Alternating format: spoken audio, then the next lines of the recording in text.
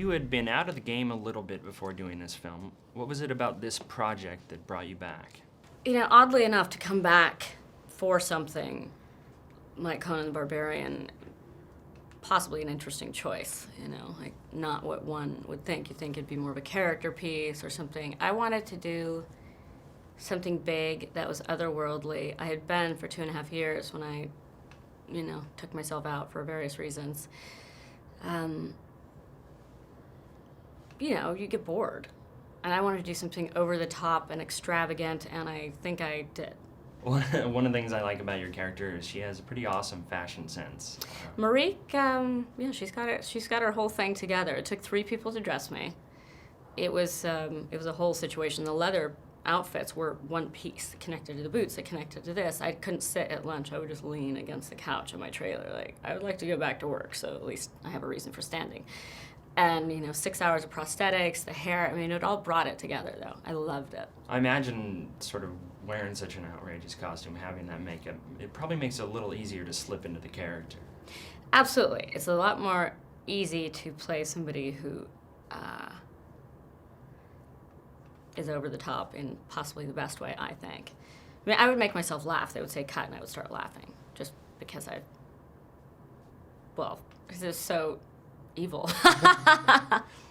And it was originally written for a man, which surprises me. It was Farik, not Marique. So when they sent me the script, they're like, oh, just ignore that it still says his and he and da-da. I was like, all right. She has a really interesting relationship with her father, doesn't she? She does. Marique and Calarzem have a really interesting dynamic. And I think even once we see even the director's cut, there's going to be even more of that relationship dynamic on the screen. How much more? Like possibly illegal more? It made the studio nervous. Okay. Which is pretty interesting because this It's film... okay to have severed heads I know. being carried. But God forbid you make sweet love to your father. I'm kidding. That does not take place. Damn. Damn. Was there any particular inspiration for your approach to the character? A snake. Any particular snake? Well, I figure probably if she was going to be anybody, she'd be a cobra.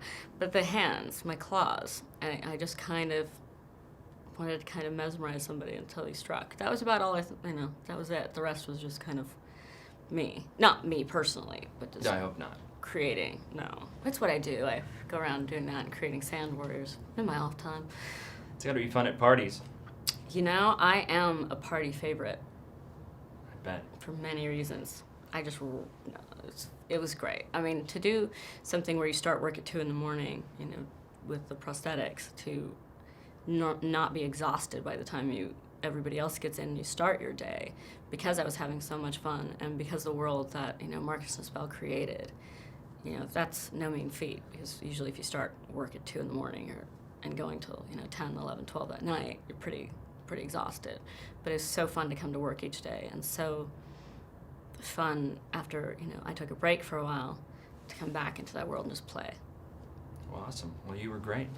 Thank you. Thank you very much.